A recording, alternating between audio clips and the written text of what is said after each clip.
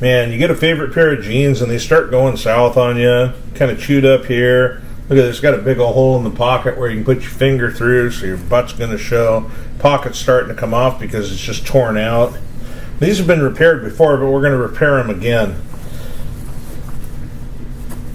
Heck, even the bottoms are starting to get kind of frayed, but there's a way we can fix that. We'll talk about how to do all that. So we're going to resurrect one of my favorite pair of goofing around jeans. Actually, these are stage jeans. I play guitar in these sometimes.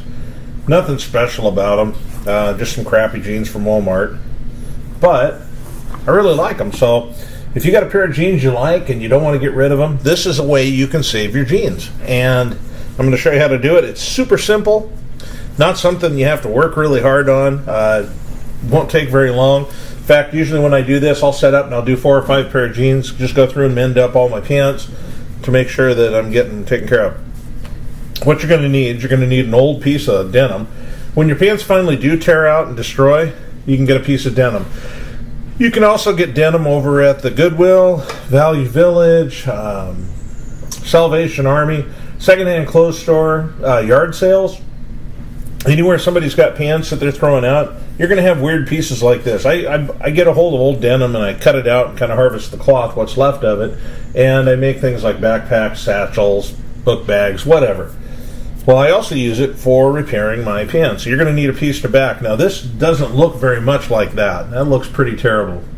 But if you put it this way, the color's not so bad. And what we're going to use this for really is just reinforcement on the back. So let's get started.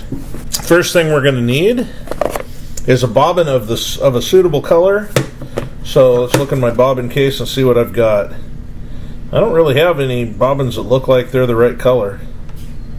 I got some white, I got a little bit of dark blue, but I don't think I want the dark blue. I think that might be a bit much. Alright, so for these pants, because I don't really care a whole lot about what they look like, I mean, I'm not going to use black thread, but I think I can get away with using something like this color of thread. This is pretty close enough that as I disperse it through there, it probably won't look too bad. So we'll put that on the top, and we need something to go on the back, and I'm going to say, hey man, this looks like a job for white thread. Will the white thread show up? Yeah, it will. It'll show up a little bit, but the only alternative I have, the only thing I have else is this blue thread, and it would be way too dark. It'd look like black. And since I don't have any free bobbin cases right now, we're just going to use this one with the white, and it'll get it free. I don't know why I have 2 white bobbins. Apparently I was working on a project that needed white thread. So I've got plenty of white thread. I like to buy it in cones because it's cheap, and if you chew through a lot of fabric, which I do, and a lot of it's just white utility thread, it works great. But you can also get other colors. There's browns and whatnot, and some black. For interesting colors like this was a blue jean color, and when you sew it on there, it actually looks pretty good. I've sewn this pair of pants up before. You can see here where I sewed it up. You can see a little bit of the blue around there on the edges. Where else have I sewed up? I sewed up in here. And it looks okay. Nobody's going to complain about it.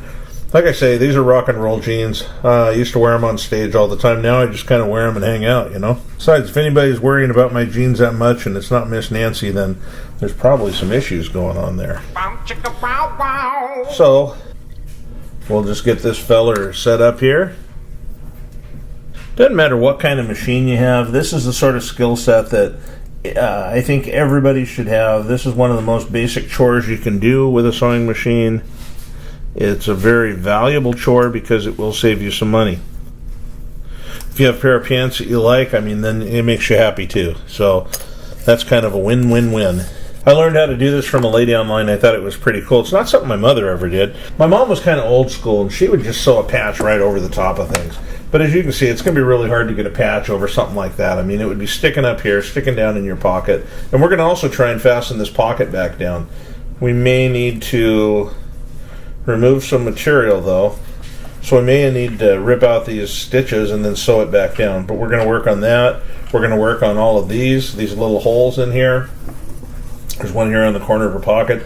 It seems like modern denim just seems to fall apart around the pockets. So we can certainly fix that, put a patch on it. It'll be stronger than it was before, and it will no longer be the weakest part of the pants.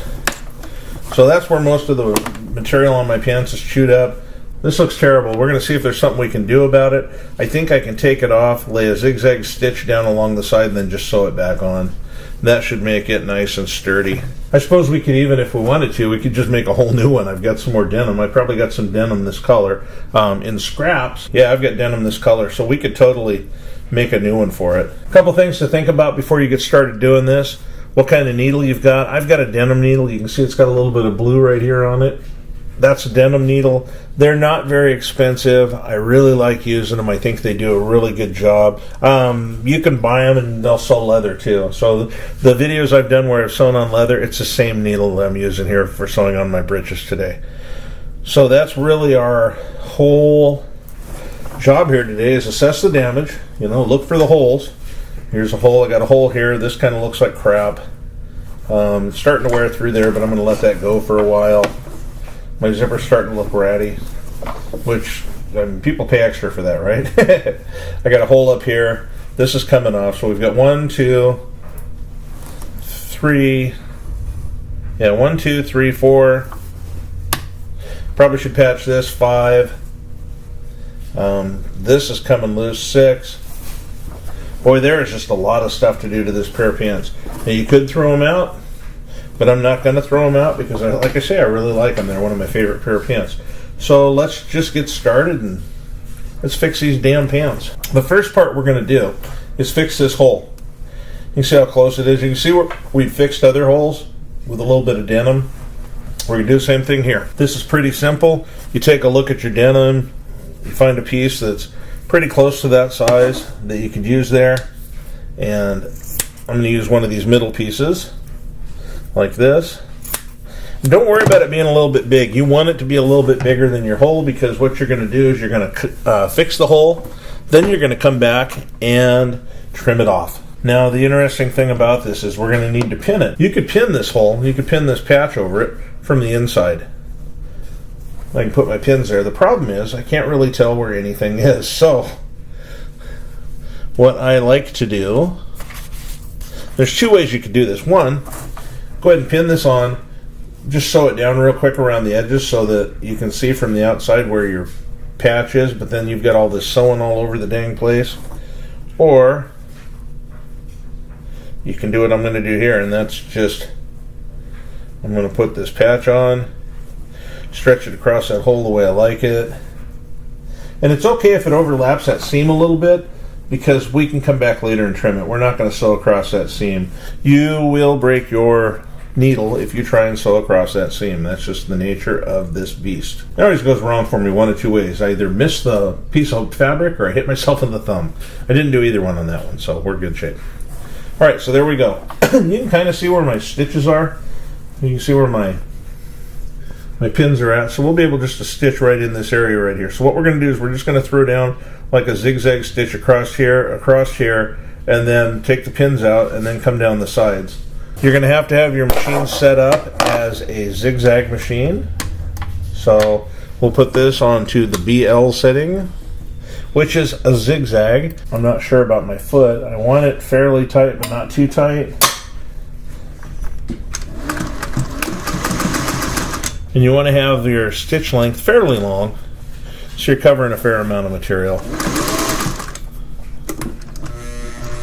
And just kind of let it do its thing. Okay, so I'm making a big N shape on it. Alright, let's pull this out. When I pulled it out, one of my pins came out with it, so it saved me a little bit of trouble.